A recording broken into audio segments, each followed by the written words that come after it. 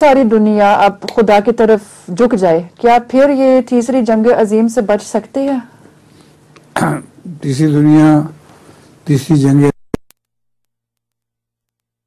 خدا کی طرف جھک ہی نہیں سکتی. اس پر جو حالت ہے دنیا کی، اس سے یہ توقع کر لینا کہ ساری خدا کی طرف جھک جائے گی، یہ غلط ہے بالکل. ایک فرضی بات ہے. یہ کیسے ممکن ہے؟ آج کل جو انسان کی اخلاقی حالت ہے وہ اتنی گندی ہو چکی ہے کہ اس کا خدا تعالیٰ کی طرف جھکنے کا سوال ہی پیدا نہیں ہوتا. ہاں، جب جنگ سر پہ پڑ جائے تو اس کو ڈر کے مارے اللہ اللہ شروع کر دیتے ہیں، یہ اور بات ہے.